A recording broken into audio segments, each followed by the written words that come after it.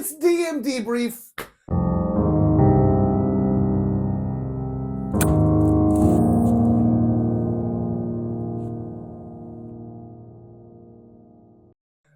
Oh, that's the name of the show, by the way. I don't know. I'm calling it DM Debrief. That's good. I think it's all right. Let's see how well I can make it look, how good I can make it look when I make the video. So the thing, my idea for it is that I just like do the standard Umblin and Oblivion crackling circle, and then just like slap a piece of tape on it, and it just says DMD. That's what I'm going for. I don't know if I can do this, but this is DM Debrief episode. Well, this is DM Debrief episode 1 for Fisvénir for episode 7. So if you haven't watched episode 7 yet, I forgot to do this in Upanor's episode, but spoiler alert, up through episode 7, which is threats. No, theories, threats, and thrashings. Nibdroom died in episode 7. It's crazy. No, I didn't. Why are we killing Nibdroom? Because he was the first name I saw on one of the spell boxes. Oh. On the box over there? Yeah. Or the box over here? Behind your Oh, I've got it over here. This one recorded in front of a live studio audience because I haven't... Oh, I forgot to... I meant to change my shirt so it would be less... Right. There'd be less continuity, but I at least change my mug. Yeah. We don't change our shirts here, but we change our mugs. Got to change my mug. Anyway, this is a brief-ish conversation between DM and player/PC. We've got some questions for each other, and we're gonna see where the conversation goes. We just kind of talk about the world, talk about the game, talk about what's happening in it. Not so much about our real lives, because that's rather monotonous for most of us. So who cares about that? Anyway, I'll go ahead and start off with my first question, which I'm pretty sure everyone's first question after listening to this. And aside from the caveat of the first combat where you get porcupined by a bunch of most Tyrol, why does Fisvénir have a death wish, apparently, for being a squishy little magic boy riding headfirst into a plate-armored guy who's trying to fight a creature that's like 3, 5, 7 times its size? Depends on if you count with like the weight of the armor or not. Because a Pțikn Pōrpblūshp is nothing to trifle with, as we learned in the episode. Well, I think the problem is that Fisvénir, he's a glass tank. I mean, he can do a lot of damage, but he is very squishy. And the problem is he's a glass tank with a very short barrel and reach. You kind of got to be... He's a glass blunderbuss. Yeah, pretty much. So I have to get in range in order to do my spells. Yeah. Even with Spell Sniper. Even with Spell Sniper, because I keep using sleep and I can't Spell Sniper that. Yes, we figured this out, that you have Spell Sniper, but all the spells you know that are not just cantrips are area of effect, therefore ineligible for Spell Sniper. Yeah, I'm like, I see Firebolt on my sheet, I'm like, well, it's a cantrip. I can do that after I've spent all my cool spells. And then by the time I spend all my cool spells, I'm on the ground bleeding out. Yeah, you go in, try to do cool stuff, and then you can retreat, just like, Yeah. See, that's the idea, is you go in and then you retreat because your allies are there to then take the fire, except they weren't there. So... Well, you know, Biolan's horse has to carry Biolan, so it's not as fast.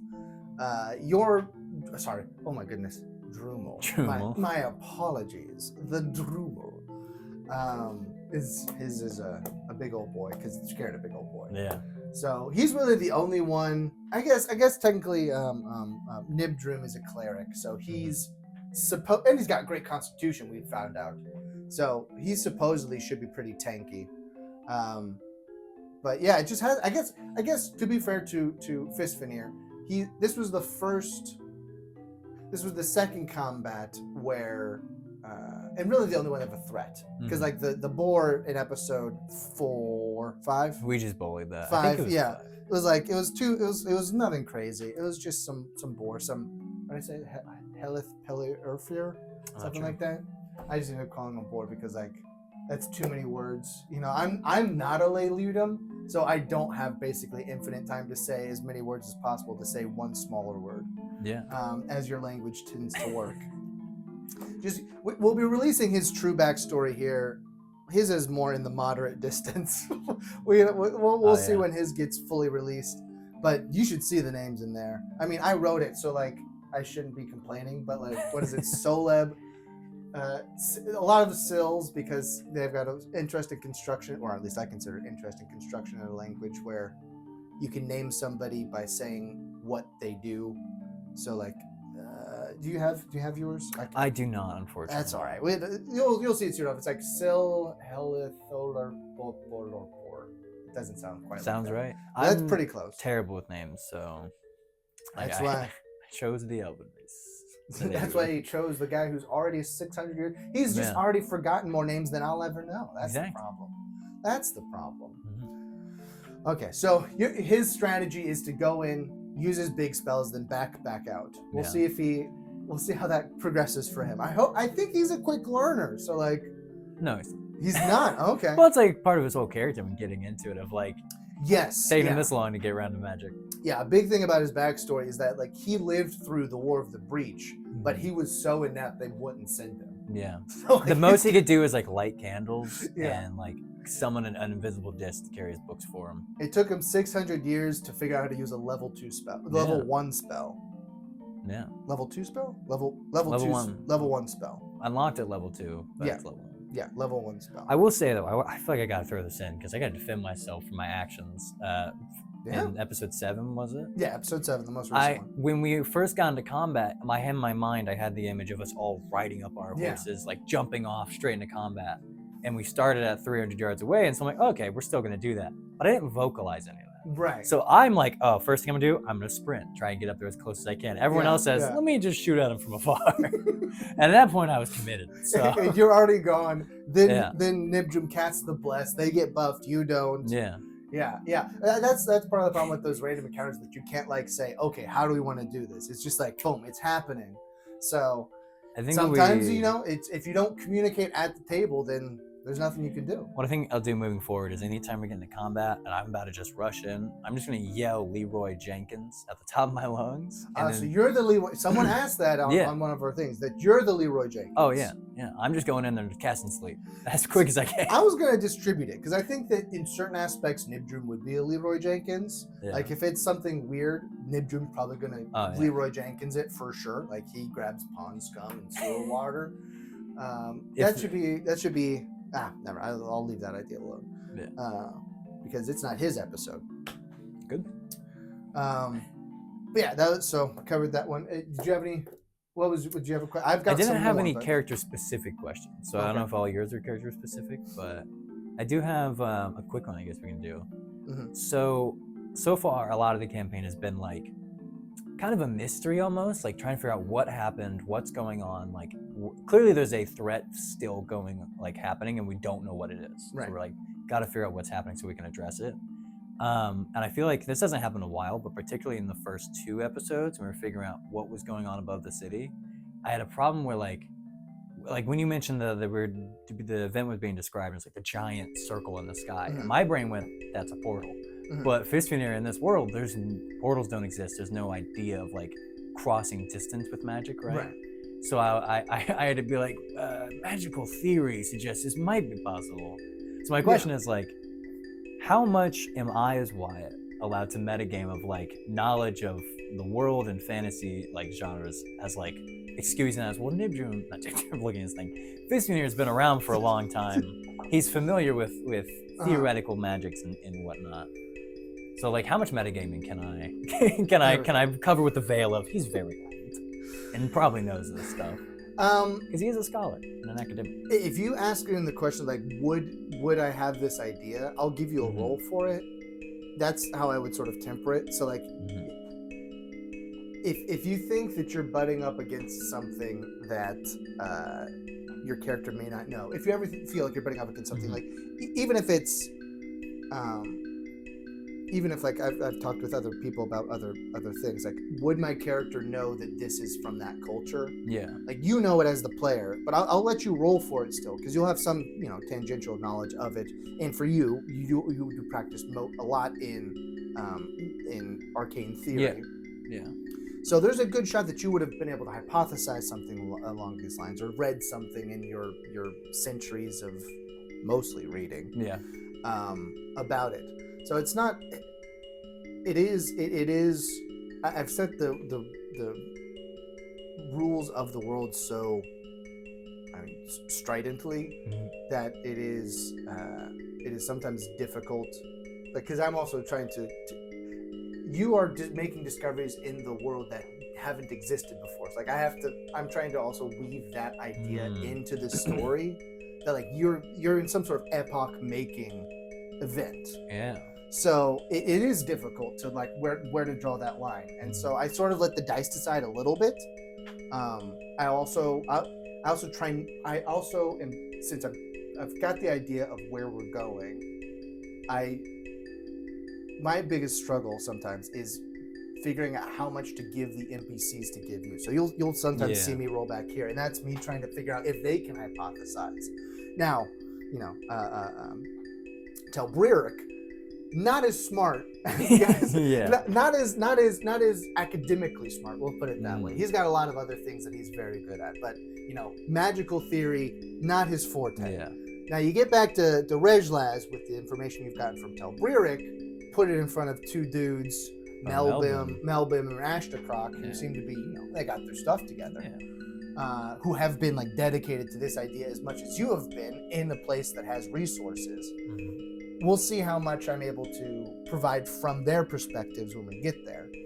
But for Fisvénir, anytime that you have an idea as the person, just pitch it at the table. I'll have you make a roll for it, or if it's like too far outside of the realm, I'll let you know. Yeah. Like you can pitch anything at the table, and I'll decide.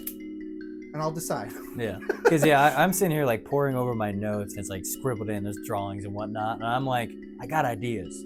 I don't know how many of them are grounded in the game, and how many are me being like, oh, well, this could be that, and this could be that. And there are certain in-world things already that are built into the history of Umblin that point towards some of the answers that you're looking for. We just haven't you haven't brought it up at the table yet, and none of the NPCs have thought to bring it up either. Some of them because they wouldn't probably come up with that idea. So we'll see how that progresses. But like there are several potential breadcrumbs for different places you can go after you get back to Rejlaz, that would help ground it in the world a little bit more, maybe would be the best way to do it, and help actually get you guys progressed further down the line. Because solving these mysteries, probably my favorite part of the campaign so far. Like when in my little notebook, you saw it, but I don't think the audience saw it. I had like every rune drawn out like on a little chart. Yeah. Trying to like, what do they all mean? And I'm having a blast doing that. Yeah, that language in particular. I guess I do have. I keep looking over here at Wade sitting over here in the corner. Our live audience. Our live studio audience. He's behaving himself quite well. Yeah. You're supposed to laugh at our jokes. we've said so many jokes. We've said so many jokes. It's a comedy show, don't you know? What was I saying? I was saying that runes. Yes, the runes are very interesting. That's one of my favorite languages. Saying it's one of my favorite languages is like super weird to say, but the concept of that language I find very intriguing. I would say they're very fun to draw. It is the least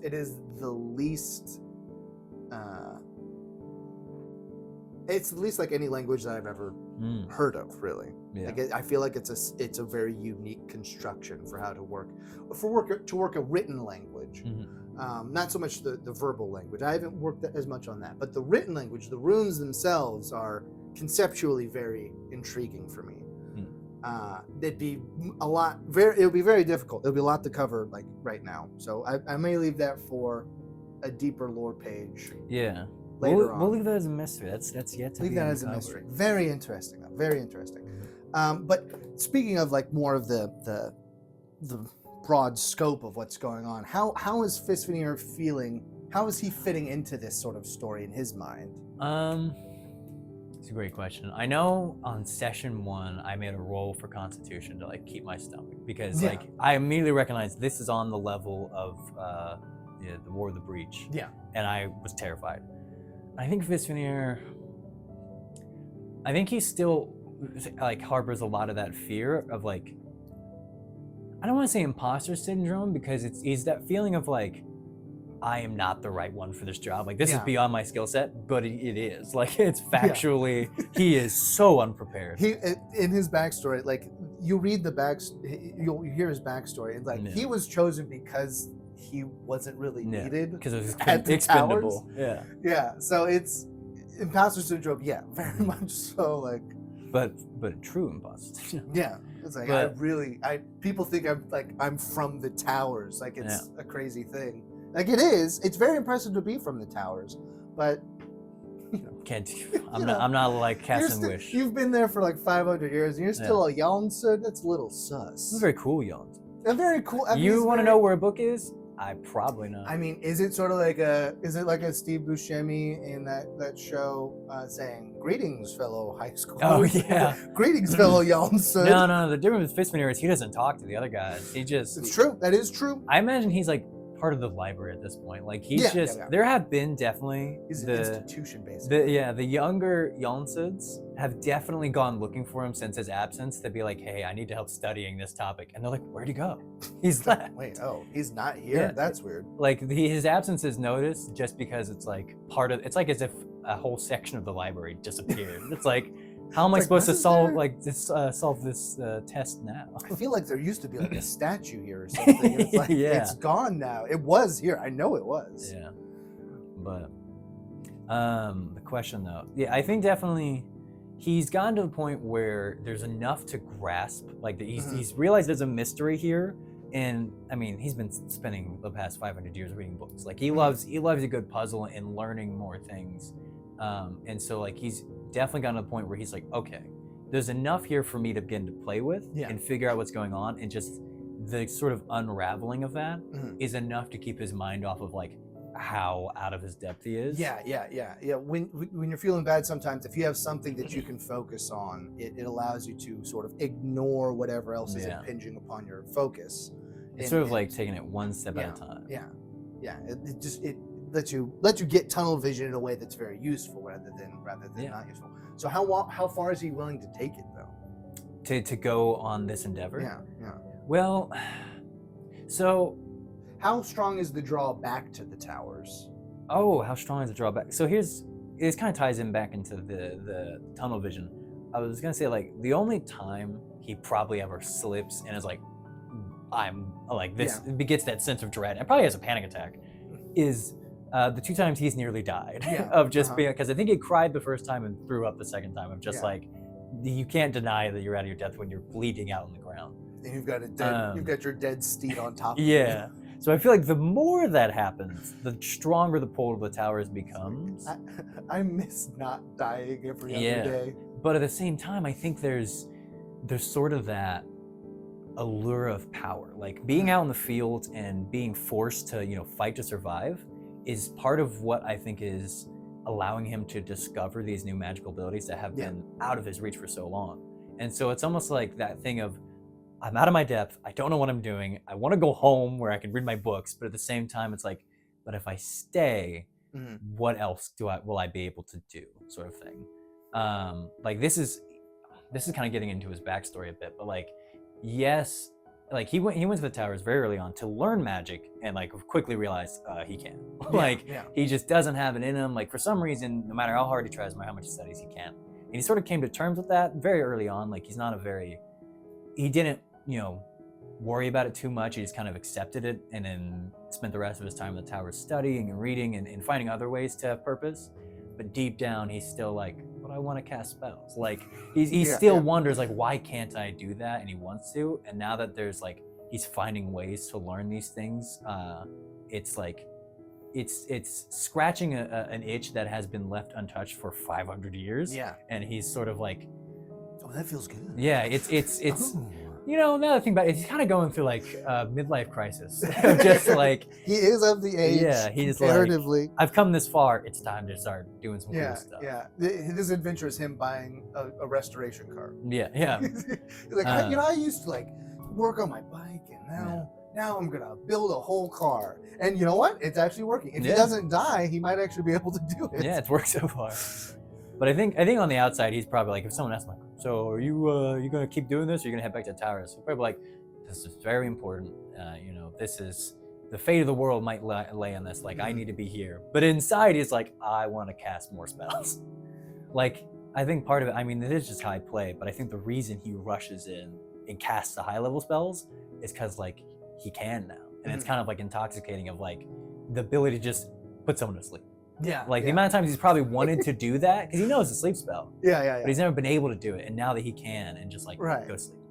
Yeah, Probably man. loves it. When you said, I thought that you might try to cast sleep, and I'm just looking at this CR6's HP, and it's like triple what you could possibly roll if you rolled all 10s. I think it started off at 96. Oh wow. For the HP. So Well, the plan was. Oh, no. This is very. I haven't adventured before in my life. I was gonna cast sleep first, and I did just to like get a foot in the water. So I was like, Yeah. okay, his HP is probably way too high. And then I was like, that's okay. My teammates will bring the HP down. Yep. And I look back, and they're like 200 yards behind me, and I'm like, Yeah. well. Yeah, he didn't get low enough for sleep to work until he was dead. Yeah. Because of the double crit hit and the butt of the Save the campaign. Yeah, well, at least probably save half the crew up here. If he had had a full, because you were out of spells at that point, right? Yeah, guys, I spent my last one in shield, which saved my life. Yeah, it did save your life. Yeah, you would definitely would have seen he had 3 attacks. Maybe he would have only killed one of you. You. Yeah. But you're on the ground. He might have just gone full Biolan, and Biolan may have just not been able to make it because his AC is not super high and his HP isn't that high. That's if he takes 3, what is it? 3d8. Yeah, 3d10 attacks, I think. Yeah, is possibly what he could do. So that was not. I mean. I threw that guy. I rolled it, right? So I rolled it. I'm like, how are they going to handle this? How am I going to set this up in the story in a way that like makes sense? So I was like, well, I'll give them an option to run away because that will be the smart choice. Yeah. To not engage, but guys, we're not interested in taking that rather light hint. I'll admit it. And also, I threw a Pțikn Pōrpblūshp out there, and I was like, "Oh man, I should have just made it Drumel or something else, something much more mundane, less interesting than saving a Pțikn." Especially after you guys in that episode had said we're going to start a farm with a Pțikn Pōrpblūshp. Yeah. Well, I think part of it also, at least for Fisvénir, I'm slipping into his accent, was that there was. People in need. There was like the assault was in progress. Whereas if we had shown up and like it's clear a massacre just happened and we can't stop it, maybe he would be like, let's go around. Yeah, it's like we'll leave that guy to his own devices at this point. Something that just occurred to me, which I need to be vigilant of now, now that I realize it. I mean, audience doesn't know this because I've DM'd for most of my D&D experience, and I have terrible luck with rolling dice. So if I threw that at my level 1 players, I'm rolling nothing but ones. Like when I was a DM, I had to scale like 4 or 5 levels above them to even give them a challenge. Really? Yeah, I don't know why, but I mean, Wade can attest. I'm cursed. I can't. If it's combat, I'm rolling 1s and 2s for the enemies, and for the NPCs, I'm rolling 20s and 19s. Wow. Like I don't know why. So when I see an enemy, a single enemy covered in plate armor, my brain goes, "We got him!" Like not even realizing that max. Some of your own experience. Yeah, out of max damage, it's like, oh, I've been one shot. Yeah. No, it was very much like that's why I had him start with the Pțikn. Yeah, thank goodness the Pțikn was there. Too. Yeah.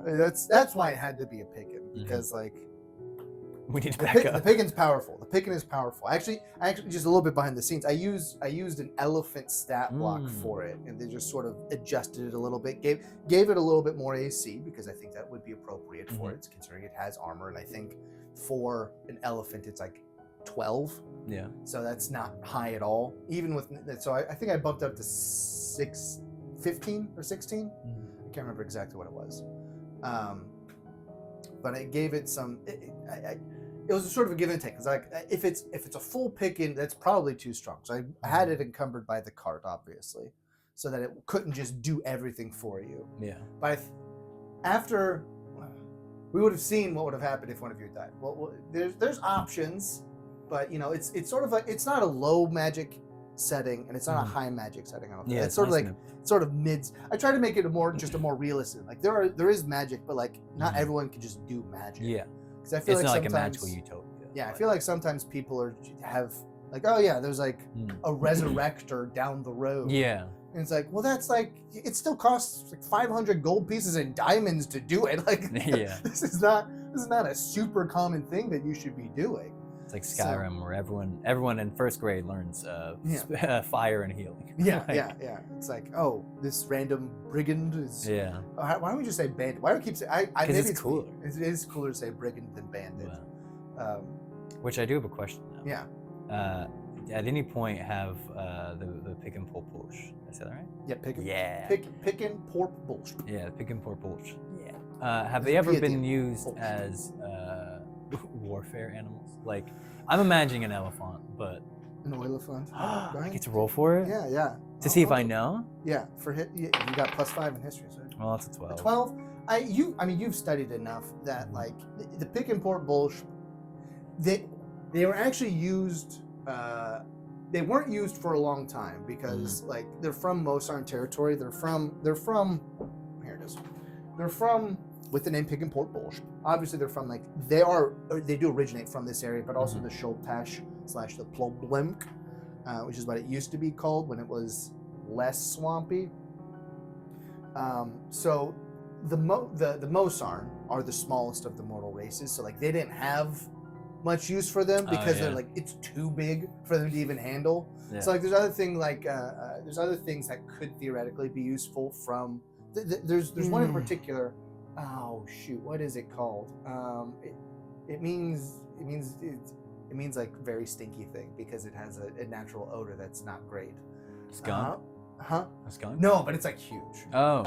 It's huge, and it could be useful, but it's in the first fallen domain, the Ploblemic, which became the Šolpash, which in between was still called the Ploblemic. Whatever. That's gonna get way too deep into it.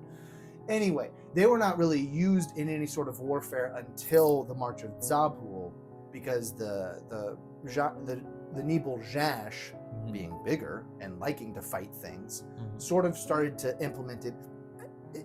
But they've been ceded that territory, so they haven't been used very much. It's been probably mostly since the Kistone came, but there hasn't really been a big war since the Kistone came. That's not true.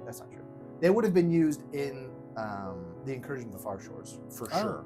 They would have definitely been used in the Incursion of the Far Shores, because that happened after the War of the Breach. That's the most recent cataclysm, is like the Olsvak and the Mopari came over from the Far Shores and like jumbled everything back up. I imagine from Fisvénir's perspective, he's sitting in the towers getting scrolls of reports of what's going on. He's like, what are these like giant armored, like what? Yes. These have been here the whole time? Like, and we haven't, what? These would be very useful. This has to be a false report, tosses it aside. This is made up. Yeah, so they would have been, they would be more implemented with the Kistone army, the Fonral army specifically, because they don't do well over in the Kistone Ridge. Yeah. I don't know. They may do fine, but like it's not their natural habitat, so maybe they're smaller. No, they don't have it. This is where Drumel came from originally. Drumel originated specifically in these hilllands, Highlandreth. This is from the previous campaign that I ran in this setting. That was, saying it was short session. We'll put it that way. It wasn't really that short session. We got like 20 sessions or so. That's a lot. But one of the characters in that one who would have overlapped with you at the towers, so you may be familiar with her. Probably only if she came to me like to look for studying. She would not have done that. No, she did not like the towers. She left the towers on purpose. Oh. But her sisters, you might know much more. Soleb. No, not Soleb. Shoot, what is her? She's got 3 sisters. Anyway, that's it. All that to say what? What was I even saying? I was saying that the Highlandreth, she was from the line of Highlandreth. They were gifted the Drumel back in the Forgotten Seasons. Yeah, it's mentioned in I don't know how much you have read of the novel, but it's mentioned in the novel in part 1. Anyway, any other questions before we get out of here? No, I'm good. Okay. I'm excited for more action and adventure and mysteries. All right. Well, it's the second Saturday between sessions. We'll come back in the first of the month with episode 8, titled TBD, because we haven't played it yet. But until then, go ahead and go over to our Substack, upandoutshow.substack.com, to get full video for that and also other perks and stuff. We're going to release these first couple DM debriefs on the main channel just so people can get a taste. They'll probably stay up. They'll probably stay available until we have the group perks get available. But until then, do that. Like, subscribe, listen to the podcast. If you don't like looking at us, understandable in that case. Real quick, prediction. Next episode, we're titling it Death and Taxes. Death and taxes? Yep. Okay. Someone's going to die and someone's going to pay taxes. We'll see. I have no idea what's going to happen in the next... Well, one thing I do know is that we're going to pick up his armor. Pick up and Upanor's armor. Pay that man. Pay tax for the sale. And then I'm going to kill him. I think it's all built into the price in this economy. I think that the storekeeper will take care of the taxes. Awesome. All right. See you next time. Yeah, bye. Bye.